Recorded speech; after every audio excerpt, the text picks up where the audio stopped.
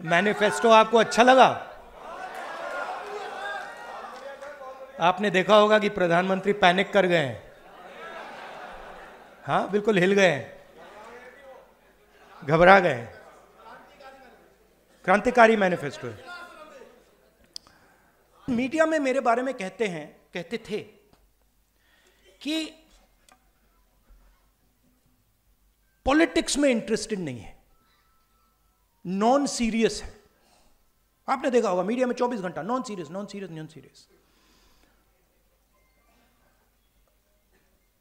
MNREGA non serious, जमीन अधिकरण bill non serious, Niyamgiri non serious, Bhatta Parsaul non serious, Amitabh Bachchan, Aishwarya Rai, Virat Kohli serious.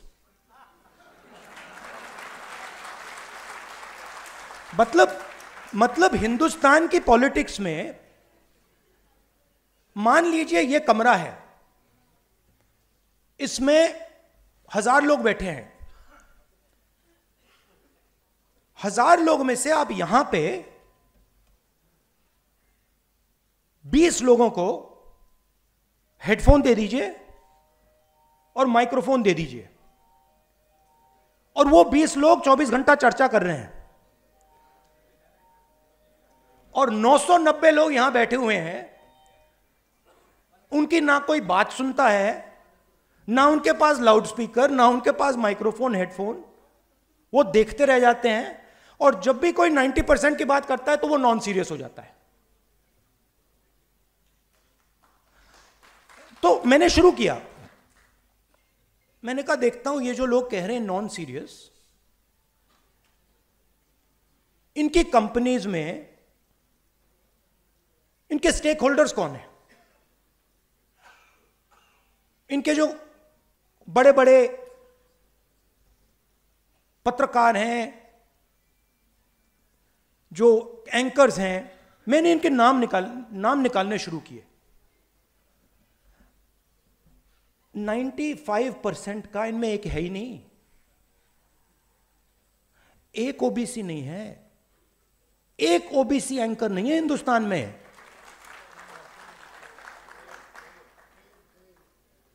एक OBC anchor नहीं है, एक दलित एंकर नहीं है, एक आदिवासी एंकर नहीं है। सारी की सारी कंपनियों के लिस्ट में 90% से एक मालिक है ही नहीं। तो लाउडस्पीकर आपके हाथ में ही नहीं है, और अगर लाउडस्पीकर आपके हाथ में नहीं है तो जो भी आप बोलोगे वो नॉन सीरियस।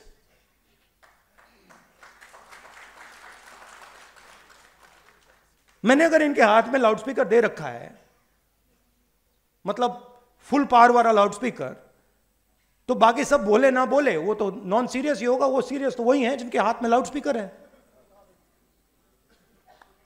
तो मीडिया में आपका कोई नहीं, और मीडिया को किसका पैसा जाता है? जीएसटी का पैसा जाता है, सरकारें पैसा देती हैं। हर स्टेट की सरकार, दिल्ली की सरकार हजारों करोड़ रुपए देती है, हिंदुस्तान की सरकार हजारों करोड़ रुपए देती है। किसका पैसा है ये जीएसटी से आता है, ये 90% का पैसा है। अब मैं कह रहा हूं कि भैया अगर 90% का पैसा है तो 1-2 लाउडस्पीकर तो पकड़ा दो।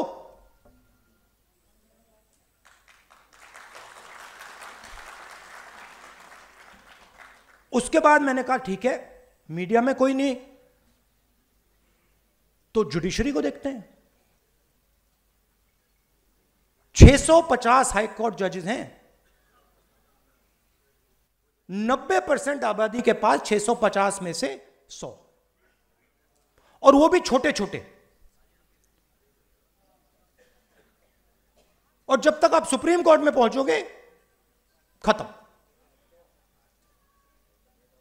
चलिए बड़ी बड़ी कंपनियों को देखते हैं। 200 सबसे बड़ी कंपनियां हिंदुस्तान में, उनके मालिकों की लिस्ट निकालो। 16 लाख करोड़ रुपए,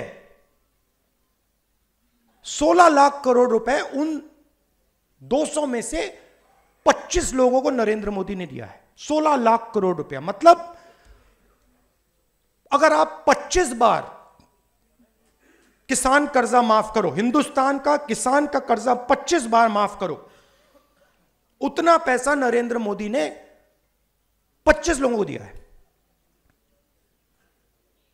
200 में से एक ओबीसी नहीं, एक दलित नहीं, एक आदिवासी नहीं। उनकी सीनियर मैनेजमेंट में एक दलित नहीं, एक आदिवासी नहीं, एक ओबीसी नहीं। तो जहां भी देखो, मीडिया में देखो, प्राइवेट अस्पतालों को देखो, बड़ी बड़ी कंपनियों को देखो, जुडिशियल सिस्टम को देखो, जहां भी देखो कोई है ही नहीं वहां पे। 90% का कोई है ही नहीं। अब मुझे फ्रैंकली जात में इंटरेस्ट नहीं है, मुझे इंटरेस्ट न्याय में है।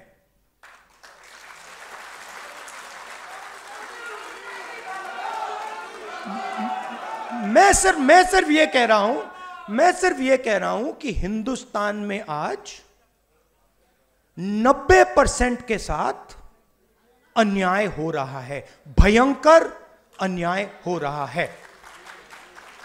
अब मैंने यह भी नहीं कहा, आज तक मैंने यह भी नहीं कहा कि हम कोई एक्शन लेंगे। मैंने सिर्फ यह कहा है कि देखिए, यह पता लगाते हैं कि कितना अन्याय हो रहा है।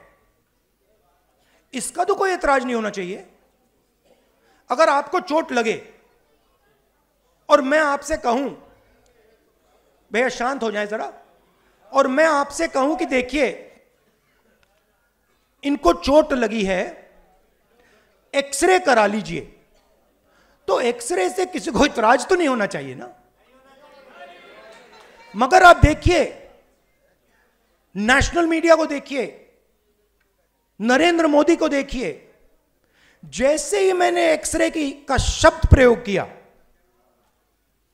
मैंने सिर्फ यह कहा कि टेस्ट करते हैं अन्याय कितना है, सारे के सारे खड़े हो गए। देश को तोड़ने की कोशिश हो रही है, देश को बांटने की कोशिश हो रही है। एक्सरे से क्या बटेगा, कैसे बटेगा? एक्सरे से सिर्फ 90% को यह पता लगेगा कि उनकी भागीदारी कितनी है। अब सारे के सारे देशभक्तों को यह अच्छा लगना चाहिए। देशभक्त क्या चाहता है? देशभक्त देश में न्याय चाहता है। देशभक्त अन्याय थोड़ी चाह सकता है। देशभक्त चाहता है कि हिंदुस्तान आगे बढ़े, देशभक्त चाहता है कि हिंदुस्तान एक दिन सुपर पावर बने, जो भी जैसे भी आप कहना चाहो। तो अगर आप सुपर पावर बनना चाहते हो, चाइना से मुकाबला करना चाहते हो, तो 90% शक्ति का प्रयोग तो करना पड़ेगा। अगर आप 90% की शक्ति का प्रयोग ही नहीं करोगे तो कैसे बनोगे? तो बड़ी इंटरेस्टिंग बात है कि सारे के सारे लोग अपने आप को देशभक्त कहते हैं। सारे के सारे जो अपने को देशभक्त कहते हैं, एक्सरे से डरते हैं।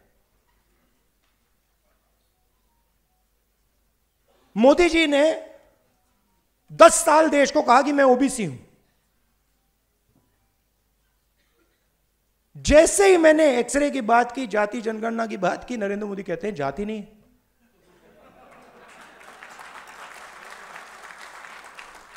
अरे जात नहीं है तो आप ओबीसी कैसे?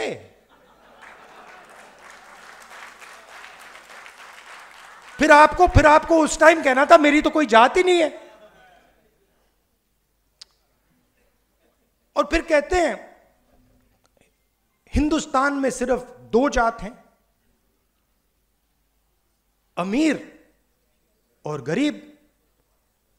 ठीक है, अगर आप यह बात मानते हो कि हिंदुस्तान में सिर्फ 2 जात है, अमीर और गरीब, तो मैं आपसे कहता हूं कि गरीबों की लिस्ट निकालिए, उसमें आपको ओबीसी, दलित, आदिवासी मिल जाएंगे। और अमीरों की लिस्ट निकालिए, उसमें आपको एक दलित, एक आदिवासी, एक पिछड़ा नहीं मिलेगा। नहीं मिलेगा।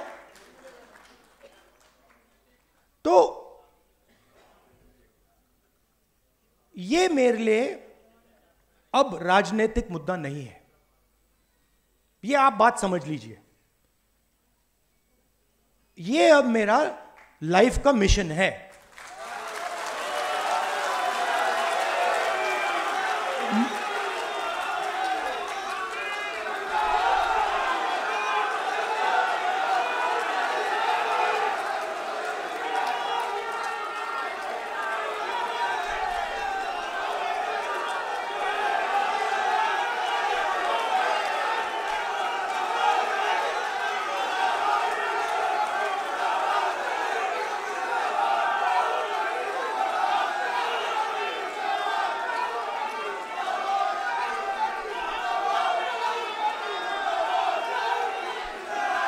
सुनिए सुनिए, अब लाइफ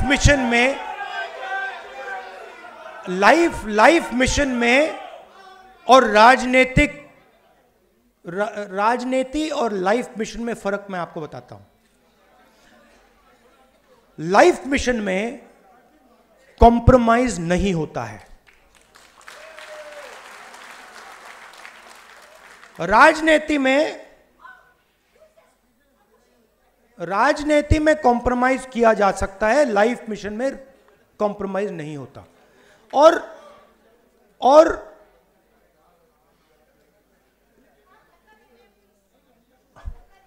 ज्यादा लोग आ गए।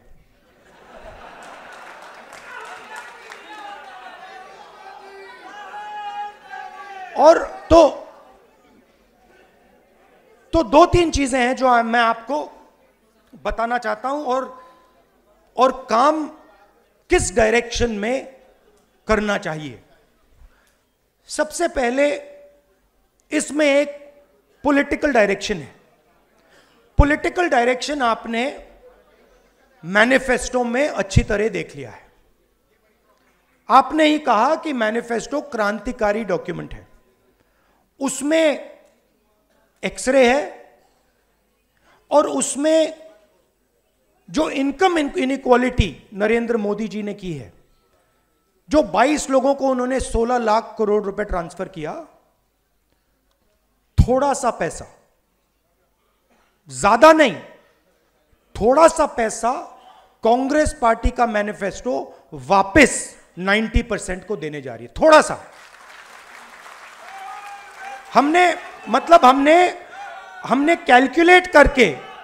हमने कैलकुलेट करके 16 लाख करोड़ रुपए नहीं दिया, कैलकुलेट करके हमने जो हमें लगा,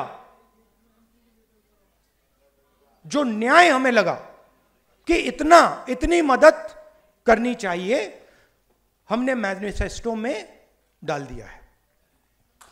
मगर उससे भी ज्यादा बड़ा एक काम है जो मैं और हम सब को एक साथ करना पड़ेगा। देखिए, जो पिछड़े लोग हैं, सबसे पहले ये शब्द मुझे अच्छा नहीं लगता है, ये पिछड़े लोग, ये शब्द अच्छा नहीं है। सबसे पहले इस शब्द को खत्म करना है।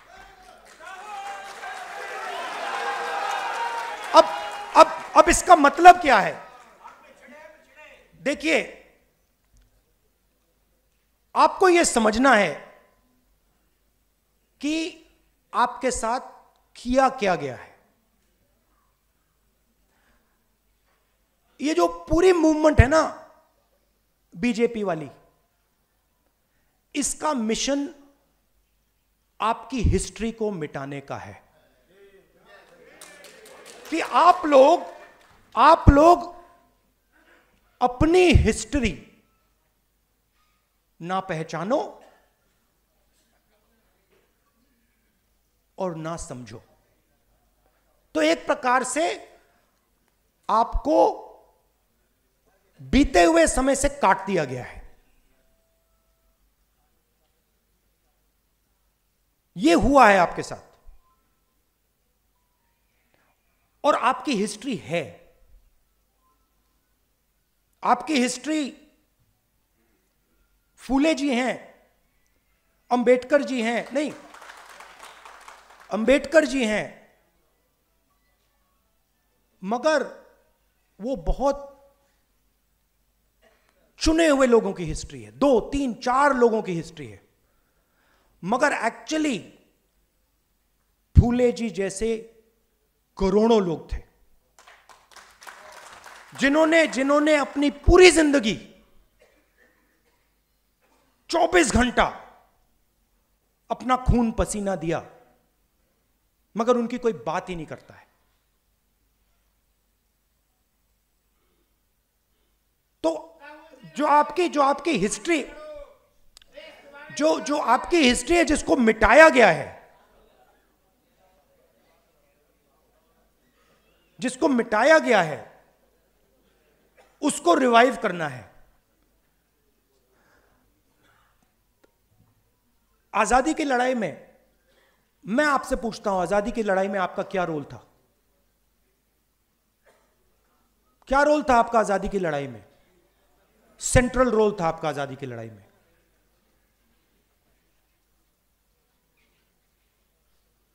आजादी की लड़ाई पिछड़ा वर्ग, दलित, आदिवासी, इन सब ने लड़ी, मगर कोई मेंशन ही नहीं। माइनॉरिटी भी। तो मेरा कहना है कि जब तक हम आपकी हिस्ट्री को रिवाइव नहीं करेंगे, जब तक आपकी एक बार फिर जड़ नहीं लगेगी, हिस्टोरिकल जड़ नहीं लगेगी, तब तक यह लड़ाई नहीं लड़ी जा सकती। मगर यह एक बात समझ लीजिए कि जो मैंने आपसे पहले कहा, यह मेरे लिए राजनीति नहीं है, यह मेरे लिए लाइफ मिशन है, इसको छोड़ने वाला नहीं हूं मैं। और मैं गारंटी करके कह रहा हूं, जो कांचा जी ने कहा, आप लिख लो, जाति जनगणना को कोई शक्ति नहीं रोक सकती है। और जितना इसको रोका गया, उतनी तेजी से, उतनी फोर्स से यह वापस आएगा। क्योंकि हिंदुस्तान के 90% लोगों को यह बात समझ आ गई है। शायद वो आज कह नहीं रहे हैं, खुलकर कह नहीं रहे हैं, मगर उनको बात समझ आ गई है कि हिंदुस्तान के इंस्टीट्यूशनल स्ट्रक्चर में, हिंदुस्तान की इकोनॉमी में, हिंदुस्तान के जुडिशरी में उनकी कोई जगह नहीं है, और देश 90% उनका है। तो इसको रोका नहीं जा सकता है। और जैसे ही हमारी सरकार आएगी, मैं आपको बता रहा हूं, पहला काम जाति जनगणना होगा।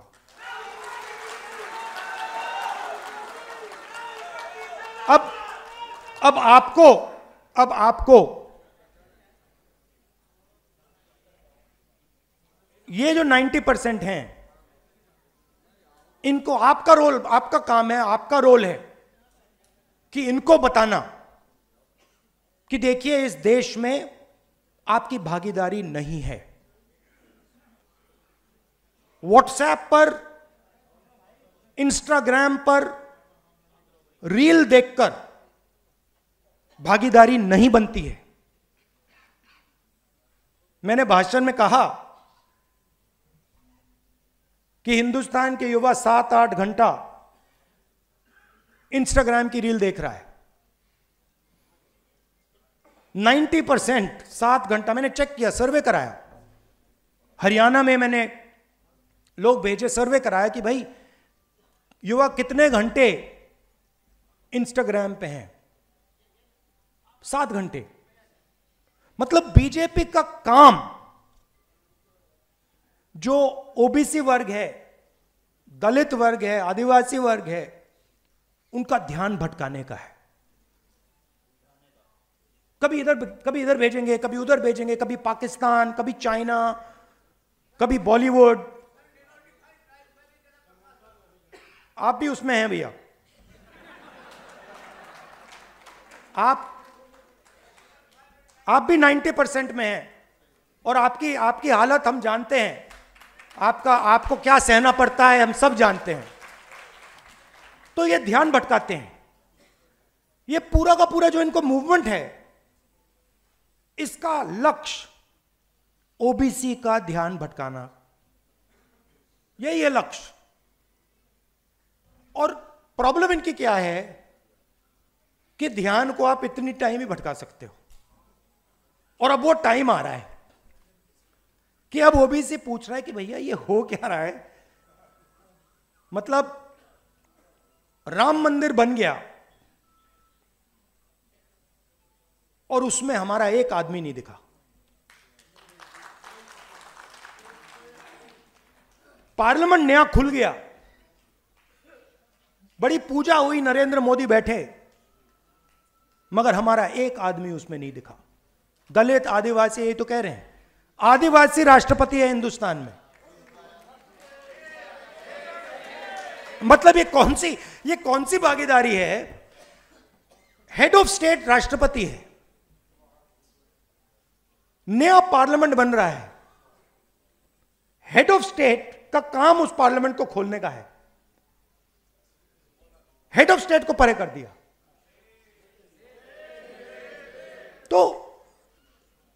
तो लोगों को यह बात समझ आ रही है। राम मंदिर में भी बिल्कुल यही हुआ। तो देश को यह समझ आ रहा है, 90% को समझ आ रहा है, और इसको हमें आगे ले जाना है। अब मैं ये भी नहीं कह रहा हूं कि हिंदुस्तान के मतलब जो बड़े बड़े बिजनेसेस हैं उनकी मदद नहीं होनी चाहिए, होनी चाहिए, कोई प्रॉब्लम नहीं है। मैं सिर्फ ये कह रहा हूं कि भैया अगर उनका 100 रुपए, उनके 100 रुपए की मदद हो रही है तो इनकी भी 100 रुपए की कर दो ना। अगर आप उनका कर्जा माफ कर रहे हो, उनका आपने 16 लाख करोड़ कर दिया, और हिंदुस्तान के किसान का आपने 50 रुपए भी नहीं किया। ओबीसी स्टूडेंट्स हैं, आदिवासी स्टूडेंट्स हैं, दलित माइनॉरिटी स्टूडेंट्स हैं, उनका आपने कितना माफ किया? कुछ नहीं, फीस बढ़ा दी। और फीस बढ़ा दी नहीं, बात समझिए, आपने कहा फीस बढ़ा दी, फीस बढ़ाई प्राइवेट यूनिवर्सिटी कॉलेजेस में, सही? प्राइवेट यूनिवर्सिटी कॉलेजेस किसके? वही 5% के हैं। वो जमीन कहां से आई? जमीन कहां से आई? आपकी जमीन, किसानों की जमीन एक्वायर की। स्कॉलरशिप खत्म कर दी। तो प्राइवेट अस्पताल देखिए, प्राइवेट कॉलेजेस, स्कूल्स, कॉलेजेस देखिए, बड़ी बड़ी यूनिवर्सिटीज देखिए। आप जीएसटी का पैसा देते हो, जमीन आपसे एक्वायर की जाती है, और फिर आपकी फीस बढ़ती है। और हर संस्था में यह है। मैं आपको छोटा सा उदाहरण देता हूं, फसल बीमा योजना। मैंने ये पूरी एनालिसिस की है। फसल बीमा योजना 45,000 करोड़ रुपए हिंदुस्तान की सरकार, स्टेट की सरकार फसल बीमा योजना को देती है। फसल बीमा योजना का पैसा 16 कंपनीज को जाता है। 16 कंपनीज के मालिकों में एक ओबीसी, एक दलित, एक आदिवासी नहीं है। उनकी सीनियर मैनेजमेंट में जिनको करोड़ों रुपए की सैलरी मिलती है, उसमें एक आदिवासी, एक दलित, एक ओबीसी नहीं। फिर तूफान आता है, किसान का खेत खत्म हो जाता है।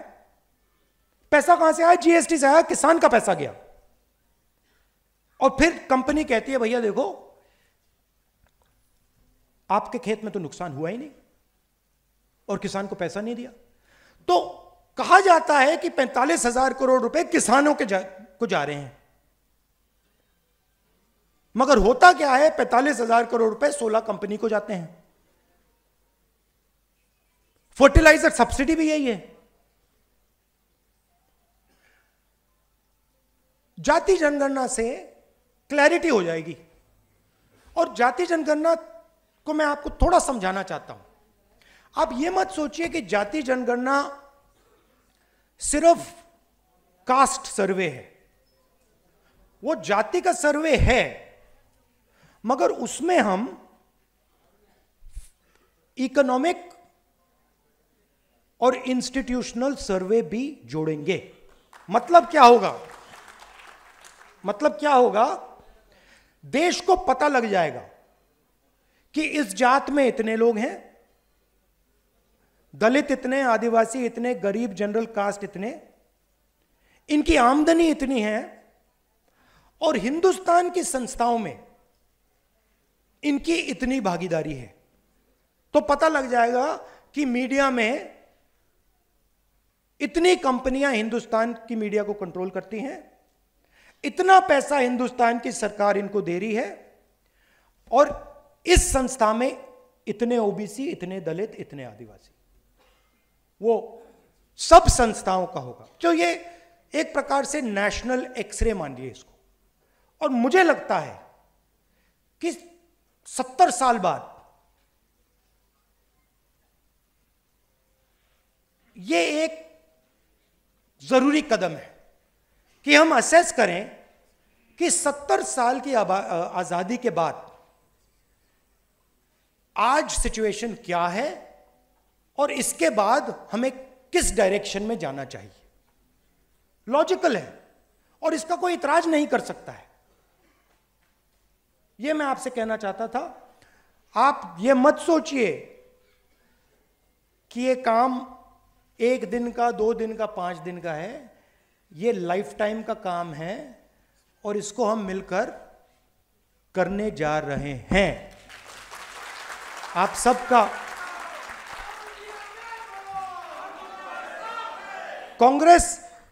कांग्रेस जनरली